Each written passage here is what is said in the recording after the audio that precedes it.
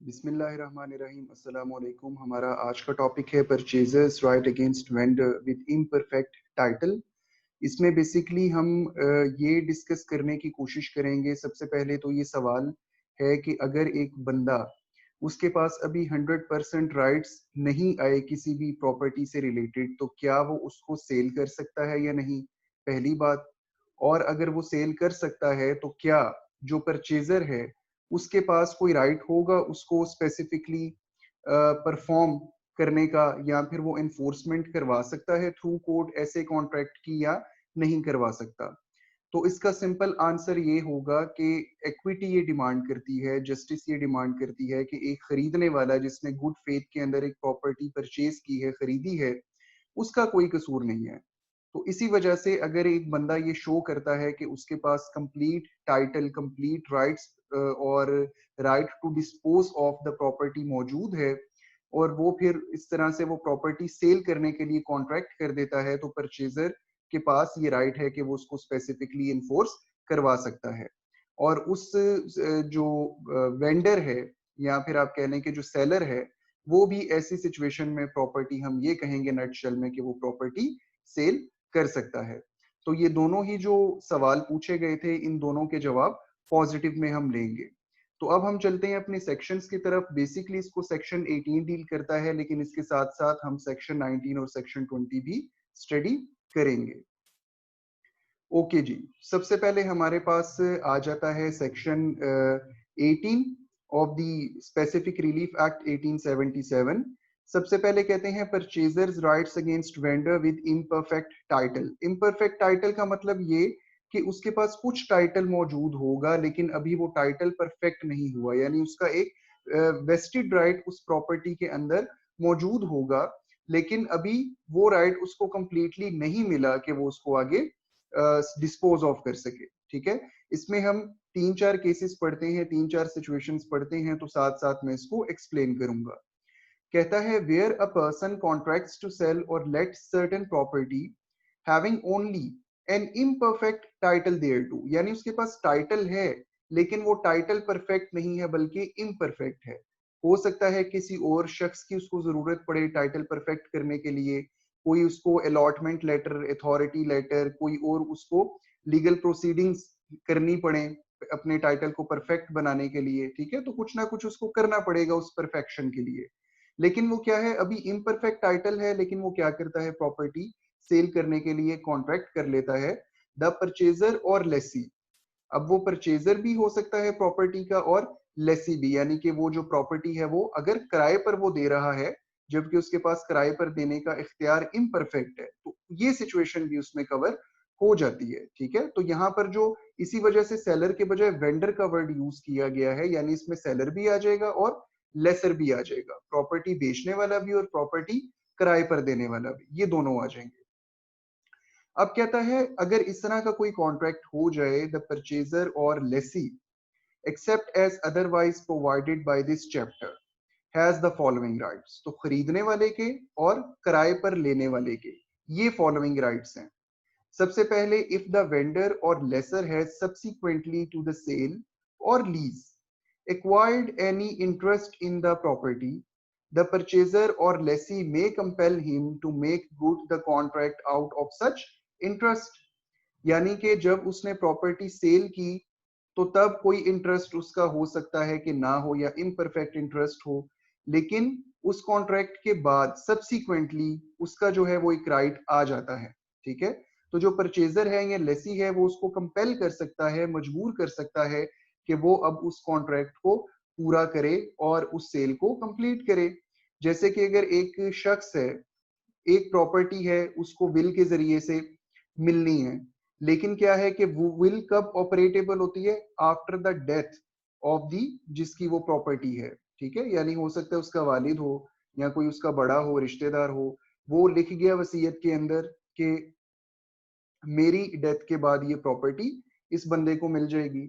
अब वहां पर वो क्या करता है, वो प्रॉपर्टी आगे कॉन्ट्रैक्ट सेल करने के लिए कॉन्ट्रैक्ट कर देता है। अब वहां पर क्या हुआ कि उस टाइम तो उसके पास वो परफेक्ट टाइटल नहीं है, लेकिन विल करने वाले की जब डेथ हो जाएगी तो वो प्रॉपर्टी फिर ऑटोमेटिकली उसके नाम ट्रांसफर हो जाएगी जब वो विल एग्जीक्यूट होगी। तो अब क्या है कि जो परचेजर है या लेसी है उस विल के एग्जीक्यूट होने के बाद वो उसको कंपेल कर सकता है कि अब आपके पास टाइटल आ गया है, परफेक्ट हो गया है, तो अब आप अपना कॉन्ट्रैक्ट पूरा करें क्योंकि मैं ये प्रॉपर्टी खरीदने के लिए तैयार हूं। ये सिचुएशन इसमें हो सकती है। या इस तरीके से आप कह लें कि किसी अथॉरिटी ने कोई अवार्ड अनाउंस किया किसी खास इलाके के लिए, ठीक है, तो इस तरीके से लिटिगेशन में चलता रहता है कि बाज औकात एक लोग होते हैं, जैसे ये हमारे पास डिफरेंट लैंड्स हैं, ठीक है, कोई भी किसी आप कह लें कि हुकूमत ने सड़क बनाने के लिए या कोई एरिया डेवलप करने के लिए वो प्रॉपर्टी उन लोगों से ले ली और उसके बदले में उनको एक और प्रॉपर्टी आप कह लें कि अवार्ड कर दी, ठीक है, तो उस तरीके से उन अथॉरिटीज के डिफरेंट अवार्ड्स इशू होते हैं, उसके अंदर वो सारी लिस्ट आ जाती है कि किन किन लोगों की प्रॉपर्टीज थी और उनको बदले में कौन कौन सी प्रॉपर्टीज मिलने वाली हैं। अब वो जहां पर उनका नाम मेंशन हो गया तो ऑटोमेटिकली उनके पास एक आप कह लें कि राइट आ जाएगा, ठीक है। अब वो क्या करते हैं, अपने उस राइट को सेल करने की कोशिश करते हैं, कॉन्ट्रैक्ट कर लेते हैं, लेकिन अभी वो जो टाइटल है वो इम्परफेक्ट है। जब तक उनके नाम एक ऑफर लेटर और उसके बाद अलॉटमेंट लेटर इशू नहीं हो जाता है, तो विदाउट प्रेजेंस ऑफ जो आपके पास अलॉटमेंट लेटर है वो फिर प्रॉपर्टी प्रॉपरली किसी दूसरे के नाम नहीं जा सकती, ठीक है। तो बाद में क्या हुआ कि जब उस बंदे को अलॉटमेंट लेटर मिल जाएगा तो फिर परचेजर उसको कंपेल कर सकता है कि अब आप अपने कॉन्ट्रैक्ट को पूरा करें। इसी तरीके से वेयर, अब ये दूसरा केस है, where the concurrence of other persons is necessary to validate the title, जहां पर टाइटल को वैलिडेट करने के लिए दूसरे लोगों का कॉन्करेंस जरूरी है, दूसरे लोगों की मर्जी जरूरी है, ठीक है। And they are bound to convey at the vendor's और लेसर्स रिक्वेस्ट, द परचेजर और lessee may compel him to procure such concurrence. अब वहां पर क्या है, जो बंदों की कॉन्करेंस जरूरी है, मौजूदगी या शमूलियत जरूरी है, वो वेंडर या लेसर की रिक्वेस्ट के ऊपर बाउंड है कि वो उस प्रॉपर्टी को कन्वे करेंगे। अब यहाँ पर जो परचेजर है और लेसी है वो उस बंदे को कंपेल करेगा कि भाई आप जाएं, उन दोनों लोगों को या एक बंदे को बुलाकर लाएं, उसको बाउंड करें ताकि आपका टाइटल जो है वो कंप्लीट हो, वैलिडेट हो और उसके बाद आप फिर ये प्रॉपर्टी मेरे नाम कर दें क्योंकि मैं इसको खरीदने के लिए तैयार हूं या लीज पे लेने के लिए तैयार हूं, ठीक है। तो इसके अंदर भी हम काफी सारे केसेस प्रैक्टिकली रख सकते हैं कि कॉन्करेंस ऑफ पर्संस का क्या मतलब है। ये हो सकता है कि एक प्रॉपर्टी जॉइंट ओनरशिप के अंदर हो, ठीक है, और उसके अंदर जो दोनों जॉइंट ओनर्स हैं, ठीक है, उन्होंने ये कॉन्ट्रैक्ट किया हो कि भाई उनमें से एक बंदा जो है वो अगर इसको सेल कर देता है तो दूसरा बंदा क्या होगा, बाउंड होगा, दूसरा बंदा उसमें इशू क्रिएट नहीं करेगा, ठीक है, लेकिन सिग्नेचर्स दोनों लोगों के चाहिए। अब क्या होता है कि वो जो प्रॉपर्टी जिसकी यहाँ पर बात हो रही है उनमें से एक बंदा क्या करता है, उसको बेच देता है, ठीक है। अब वहां पर सेल कंप्लीट करने के लिए दूसरे लोगों का कॉन्करेंस या दूसरे जो जॉइंट ओनर है उसका कॉन्करेंस जरूरी है, ठीक है। अब वो बाउंड है कि वो वेंडर की, बेचने वाले की रिक्वेस्ट के ऊपर आएगा और आकर उस सेल को कंप्लीट करेगा, ठीक है। तो यहाँ पर जो परचेजर है या लेसी है वो कंपेल कर सकता है उस वेंडर को कि भाई उस बंदे को बुलाएं और आकर इस सेल को कंप्लीट करें। तो ये भी इसके अंदर मतलब है कि एक राइट मौजूद है। इसी तरीके से where the vendor professes to sell an encumbered property, unencumbered property यानी कि जहां पर वो कॉन्ट्रैक्ट के अंदर लिखते हैं कि भाई ये प्रॉपर्टी किसी भी इनकम्बरेंस से फ्री है, कोई चार्ज नहीं है, कोई मॉर्गेज नहीं है, कोई टैक्स पे नहीं करना, किसी और के ये कब्जे में नहीं है, डायरेक्टली और इनडायरेक्टली बिल्कुल फ्री है। अब वहां पर वेंडर ने क्या किया कि प्रोफेस कर लिया कि मैं ये अनइनकम्बर्ड प्रॉपर्टी सेल कर रहा हूँ, but the property is mortgaged for an amount not exceeding the purchase money, लेकिन एक्चुअली वो अनइनकम्बर्ड नहीं है बल्कि प्रॉपर्टी क्या है, मॉर्टगेज्ड है, ठीक है। कितनी अमाउंट के लिए, not exceeding the purchase money, let से कि उस जमीन की कीमत परचेज मनी 10 लाख है और 10 लाख में ही वो प्रॉपर्टी मॉर्टगेज हुई हुई है, and the vendor has in fact only a right to redeem it, और वेंडर के पास राइट भी है कि वो उसको रिडीम करे, ठीक है। The purchaser may compel him to redeem the mortgage and to obtain a conveyance from the mortgage, ठीक है। अब क्या है, परचेजर कहेगा कि भाई जितने पैसे चाहिए 10 लाख रुपया वो मैं पे करने के लिए तैयार हूँ, ठीक है, आप ये 10 लाख रुपया उसको दे दे, मॉर्टगेजी को, ठीक है, और उससे आप ये जो प्रॉपर्टी है कन्वे करवा लें अपने नाम पर और सब्सिक्वेंटली वो मेरे पास आ जाएगी, मैं उसको परचेज कर लूंगा। ठीक है, तो यहाँ पर भी आप देख रहे हैं कि जो टाइटल है वो इम्परफेक्ट है, अभी प्रॉपर्टी पूरी तरीके से अनइनकम्बर्ड नहीं है। ठीक है, तो यहाँ पर इस तरीके से भी उस टाइटल को परफेक्ट किया जा सकता है, तो ये भी परचेजर का राइट है कि वो कंपेल कर सकता है। इसी तरीके से वेयर द वेंडर और lessor sues for specific performance of the contract, जहां पर वेंडर या लेसर क्या करता है, स्पेसिफिक परफॉर्मेंस का दावा कर देता है। And the suit is dismissed on the ground of इस इम्परफेक्ट टाइटल।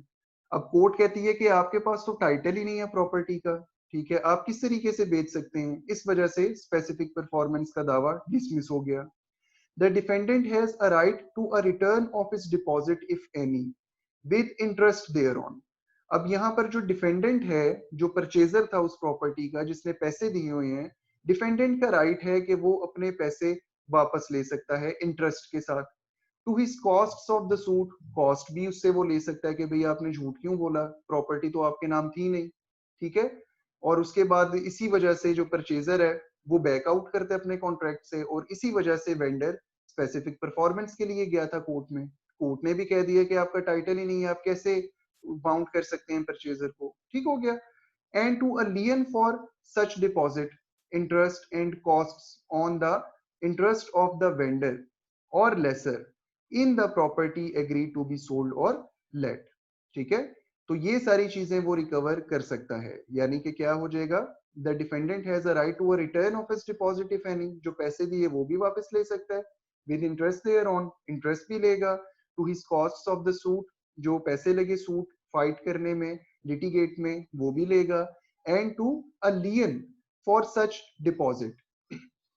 इसके अलावा अगर कोई चीज उसने ली है उस डिपॉजिट के बदले में, या प्रॉपर्टी की पोजेशन उसने ले ली है, या कोई और चीज उसने ली है, ठीक है, तो वो लियन भी उसके रख सकता है, अपने पास वो चीज रख सकता है सिक्योरिटी के, भाई जब तक वो बंदा मेरे पैसे वापस नहीं करेगा मैं उसको ये चीज वापस नहीं करूंगा। ठीक है, interest and cost on the interest of the vendor और लेसर, इसके अलावा अगर कोई इंटरेस्ट या कॉस्ट वगैरह जो है, ठीक है, जो वेंडर और लेसर का इंटरेस्ट था, उस इंटरेस्ट के ऊपर अगर कोई इंटरेस्ट या कॉस्ट आ रही हैं, ठीक है, तो वो भी उससे रिकवर कर सकता है। ठीक है, in the property agree to be sold और लेट। ठीक है, तो ये सारी चीजें उस प्रॉपर्टी के हवाले से होंगी जो प्रॉपर्टी सेल करने के लिए बेसिकली कॉन्ट्रैक्ट हुआ है।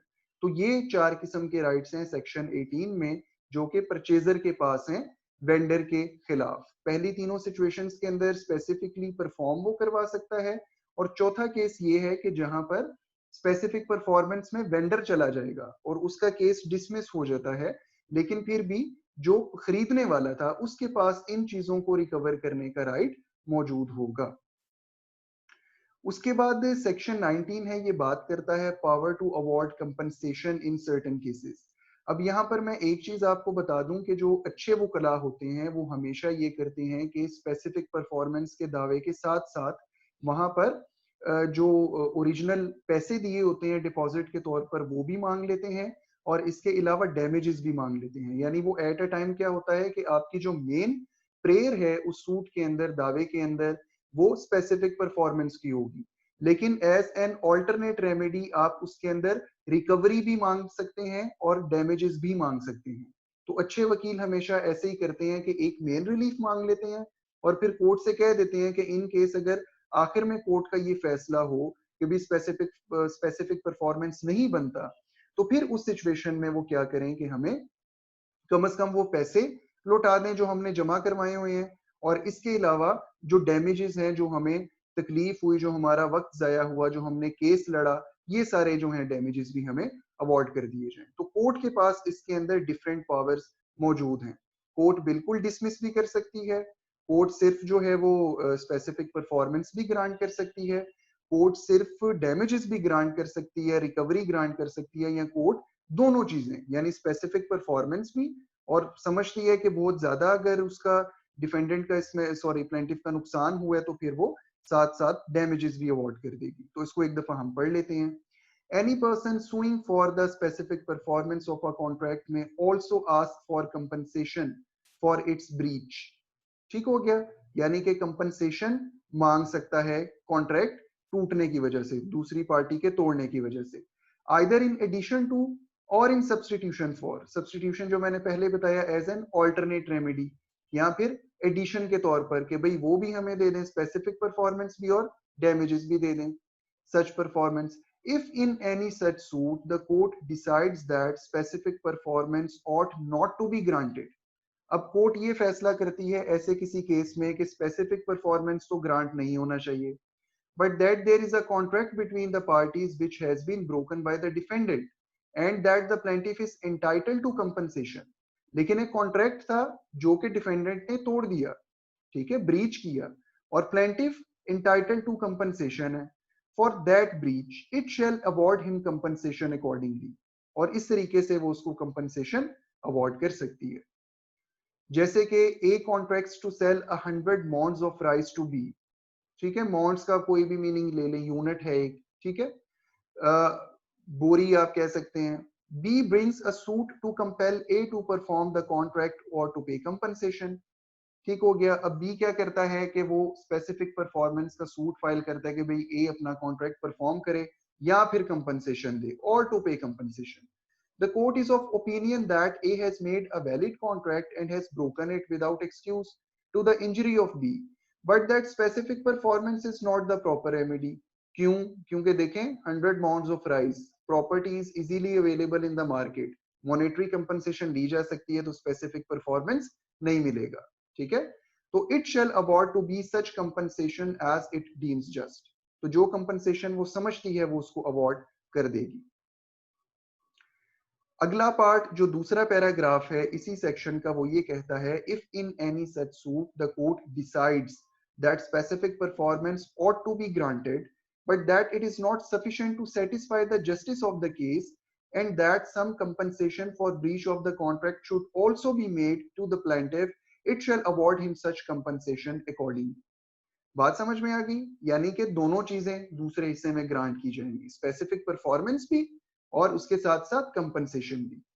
कहता है compensation awarded under this section may be assessed in such manner as the court may direct. तो कंपनसेशन कोर्ट खुद देखेगी according to facts and circumstances के किस तरीके से पे करनी चाहिए, उस तरीके से कोर्ट अवॉर्ड कर देगी। यहां पर भी एग्जांपल मौजूद है, A contracts with B to sell him a house for ₹1000। ठीक है, अब 1000 का घर तो नहीं मिलता बारह, लेकिन चलें ये बड़ी पुरानी एग्जांपल है। अच्छा, एक कॉन्ट्रैक्ट करता है बी से कि वो 1000 रुपए में उसको घर बेचेगा। The price to be paid and the possession given on the 1 January 1877, इस स्पेसिफिक डेट को प्राइस ले ली जाएगी और पोजेशन दे दी जाएगी। A fails to perform his part of the contract. अब ए जो कि बेचने वाला है वो बैकआउट कर जाता है, and B brings his suit for specific performance and compensation. B अपना सूट ले आता है कि बी मुझे स्पेसिफिक परफॉर्मेंस भी दें और कंपनसेशन भी दें, which is decided in his favour on the 1 जनवरी 1878। और एक साल के बाद कोर्ट ये कहती है कि अच्छा दोनों चीजें आपको मिलनी चाहिए। द डिक्री में besides ordering specific performance award to be compensation for any loss which he has sustained by his refusal. अब जो है वो स्पेसिफिक परफॉर्मेंस भी कोर्ट ग्रांट कर सकती है और कंपनसेशन भी ग्रांट कर सकती है कि भाई इसका बहुत ज्यादा नुकसान हुआ है, ठीक है, इसके पास घर ही नहीं था, एक साल इस घर के ना मिलने की वजह से इसको किराए पे रहना पड़ा, अगर वो बंदा कॉन्ट्रैक्ट पूरा करता तो इसका ये किराया भी बच जाता, this and that and blah blah जो भी आप इसमें ऐड करना चाहें, ठीक है, तो फिर दोनों चीजें अवॉर्ड की जा सकती हैं। Explanation है जी, the circumstance that the contract has become incapable of specific performance does not preclude the court from exercising the jurisdiction conferred by this section। अब कहता है कि कोई circumstance ऐसे पैदा हो जाए कि contract जो है वो incapable of specific performance है। जैसे हमने कुछ cases पढ़े थे, possible है कि जब वो contract हो रहा था, ठीक है, उस टाइम वो subject matter मौजूद था, लेकिन बाद में वो subject matter ही खत्म हो जाता है। अब तो स्पेसिफिक परफॉर्मेंस नहीं होगी क्योंकि वो चीज ही खत्म हो गई है, प्रॉपर्टी डिस्ट्रॉय हो गई है, बंदा फौत हो गया है, कुछ भी हो सकता है, ठीक है। तो वहां पर कहता है कि ये इनकैपेबिलिटी जो है स्पेसिफिक परफॉर्मेंस की, वो कोर्ट को प्रिक्लूड नहीं करती, रोकती नहीं है, मना नहीं करती, ठीक है, from exercising the jurisdiction conferred by this section, ठीक है। तो कोर्ट फिर भी अपनी ज्यूरिसडिक्शन को एक्सरसाइज कर सकती है। जैसे A purchaser sues B his vendor for specific performance of a contract for the sale of a patent। A एक परचेजर है और B जो है वो वेंडर है, ठीक है। B A को कहता है कि मैं आपको ये पेटेंट बेच रहा हूँ, ठीक है। बाद में B इनकार कर देता है पेटेंट बेचने से, ठीक है। पेटेंट बेसिकली ये उसमें इंटेलेक्चुअल प्रॉपर्टी की टर्म है, जहां पर आप कोई फॉर्मूला बनाते हैं किसी चीज के लिए, जैसे आप मेडिसिन देखते हैं, तो जो बंदा फार्मूला बनाने वाला होता है वो उसका पेटेंट खरीद लेता है, ठीक है। तो इसके 20 इयर्स जो है वो लाइफ स्पैन होता है और उसके अंदर कुछ और चीजें शामिल होती हैं। तो बहरहाल बी दो बंदों का कॉन्ट्रैक्ट हो गया, ठीक है। बी ने ए से कहा कि मैं अपना पेटेंट बेचना चाहता हूँ, ए कहता है कि ठीक है मैं खरीदूंगा, लेकिन बी बाद में बैकआउट करता है और ए क्या करता है, खरीदने वाला, वो स्पेसिफिक परफॉर्मेंस का दावा कर देता है। Before the hearing of the suit the patent expires. अब हियरिंग जब शुरू होने लगती है उस टाइम तक वो पेटेंट एक्सपायर हो गया होता है, क्योंकि मैंने भी बताया इसका एक सर्टेन टाइम पीरियड होता है। द कोर्ट में award A compensation for the non performance of the contract. अब कोर्ट क्या कर सकती है कि वो ए को कंपनसेशन दे सकती है and may if necessary amend the plaint for that purpose. और उस प्लेंट को अमेंड भी कर सकती है। यानी देखे ना, उसने कहा था कि मुझे स्पेसिफिक परफॉर्मेंस चाहिए, लेकिन उसके बाद जब हियरिंग हुई तो वो पेटेंट एक्सपायर हो गया, यानी सब्जेक्ट मैटर खत्म हो गया, जैसे मैंने पहले कहा, ठीक है। तो कोर्ट क्या कहेगी कि आप इसमें अमेंडेड प्लेंट फाइल करें और अपनी जो प्रेयर है स्पेसिफिक परफॉर्मेंस की हद तक उसको विदड्रॉ कर लें। अब कहता है A sues for the specific performance of a resolution passed by the, ये बेसिकली एक एग्जांपल यहाँ पर एंड हो जाती है, ठीक है। तो ये दूसरी एग्जांपल यहाँ पर मौजूद है, इसको हम देख लेते हैं। A sues for the specific performance of a resolution passed by the directors of a public company. अब एक रेजोल्यूशन पास हुई डायरेक्टर्स ऑफ पब्लिक कंपनी के, ए दावा कर देता है कि जो उन्होंने रेजोल्यूशन पास किया था उसको वो स्पेसिफिकली परफॉर्म करें, under which he was entitled to have a certain number of shares allotted to him। क्योंकि उस रेजोल्यूशन में कहा गया था कि हम ए को इतने शेयर्स दे देंगे, एलोकेट कर देंगे, अलॉट कर देंगे। And for compensation for the non performance of the resolution, और अगर रेजोल्यूशन हमने परफॉर्म ना की तो फिर हम कंपनसेट कर देंगे, ठीक है। या फिर ये कहना चाह रहा है कि ए ने क्या किया कि कंपनसेशन भी मांग ली कि इन्होंने रेजोल्यूशन परफॉर्म नहीं की, दोनों चीजें मांग ली। All the shares had been allotted before the institution of the suit। Institution of suit से पहले वो सारे शेयर्स जो हैं वो अलॉट किसी को किए जा चुके थे। द कोर्ट में under this section award A compensation for the non performance, ठीक है। तो कॉन्ट्रैक्ट परफॉर्म ना होने की वजह से कोर्ट क्या कर सकती है, वो कंपनसेशन अवार्ड कर सकती है। यानी वही वाली चीज के सब्जेक्ट मैटर खत्म हो जाए तो कोर्ट फिर भी अपनी जो ज्यूरिसडिक्शन है कंपनसेशन अवार्ड करने वाली वो एक्सरसाइज कर सकती है। ओके, अब सेक्शन 20 है इसी से related, liquidation of damages not a bar to specific performance. यानी कि जहां पर लिक्विडेटेड डैमेजेस होंगे, यानी जहां पर ऑलरेडी कॉन्ट्रैक्ट में लिखा हो कि जो कॉन्ट्रैक्ट की ब्रीच करेगा उसको इतनी कंपनसेशन मिल जाएगी, इतने डैमेजेस उसको अवॉर्ड कर दिए जाएंगे। इस क्लॉज के इंक्लूड होने की वजह से स्पेसिफिक परफॉर्मेंस के ऊपर कोई बार नहीं है। इस क्लॉज की मौजूदगी में भी अगर कोई पार्टी स्पेसिफिक परफॉर्मेंस क्लेम करती है तो वो ऐसा कर सकती है और कोर्ट अवार्ड कर सकती है स्पेसिफिक परफॉर्मेंस। इसको एक दफा पढ़ लेते हैं। A contract otherwise proper to be specifically enforced may be thus enforced though a sum be named in it as the amount to be paid in case of its breach and the party in default is willing to pay the same, ठीक है।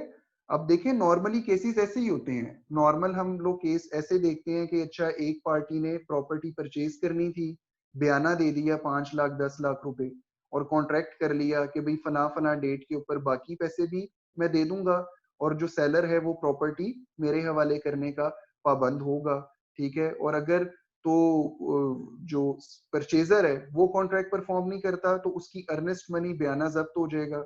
लेकिन अगर जो seller है वो contract perform नहीं करता तो वो 10 लाख उसने लिया तो वो 20 लाख वापस करेगा, ये कॉन्ट्रैक्ट हो जाता है। यानी ऑलरेडी लिक्विडेटेड है, एग्रीड अपॉन है कि कितने डैमेजेस किसको मिलने हैं, ठीक हो गया, ये केस है। लेकिन इसके बावजूद भी स्पेसिफिक परफॉर्मेंस में पार्टीज जा सकती हैं, दोनों में से जो भी पार्टी जाना चाहे स्पेसिफिक परफॉर्मेंस में वो जा सकती है। इलस्ट्रेशन मौजूद है। A contracts to grant B an underlease of property held by A under C. एक कॉन्ट्रैक्ट करता है कि वो बी को क्या करेगा, एक अंडर लीज प्रॉपर्टी देगा हेल्ड बाय ए अंडर सी। ठीक है, यानी कि वो प्रॉपर्टी बेसिकली क्या है, वो सी की है, लेकिन ए जो है वो बी को लीज करना चाहता है क्योंकि ए के पास सर्टेन राइट्स होंगे। ठीक है, and that he will apply to C for a licence necessary to the validity of the under lease. और वो सी से पूछेगा जो ओरिजिनल मालिक है, क्योंकि होता है कि सब लीज हो सकती है प्रॉपर्टी, एक किराएदार मालिक मकान की रिटर्न परमिशन से एक और किराएदार अपने अंडर रख सकता है, तो यही सिचुएशन आप कंसीडर कर लें। ठीक है, तो वो कहता है कि जी that he will apply to C for a license necessary to the validity of the under lease, and that if the license is not procured A will pay B rupees 10,000। ठीक हो गया। और कहता है कि अगर लाइसेंस ना मिला तो मैं तुम्हें 10,000 रुपए दे दूंगा। A refuses to apply for the license and offers to pay B the rupees 10,000। एक बाद में कहता है जी कि मैं तो लाइसेंस तो नहीं उससे मांग सकता, इजाजत नहीं ले सकता आपके लिए, तो 10,000 रुपए आप ले लें जैसे मैंने आपसे कहा था। B is nevertheless entitled to have the contract specifically enforced if C consents to give the license। अब अगर C कहता है कि मैं लाइसेंस देने के लिए तैयार हूं, ठीक है, तो वहां पर बी के पास ये रेमेडी मौजूद है कि वो स्पेसिफिक परफॉर्मेंस में फिर भी जा सकता है। ठीक है, तो ये बेसिकली यहाँ पर ये प्रिंसिपल्स हैं स्पेसिफिक परफॉर्मेंस के हवाले से जो हमने सेक्शन 18, 19 और 20 के अंदर हमने स्टडी की है। ठीक है, तो ये बेसिकली इंडिपेंडेंट टॉपिक्स भी बन सकते हैं और ये एक ही टॉपिक के अंदर भी हम इनको कंसिडर कर सकते हैं। तो आज का लेक्चर यहीं तक था, मुझे इजाजत दीजिए। अल्लाह हाफिज।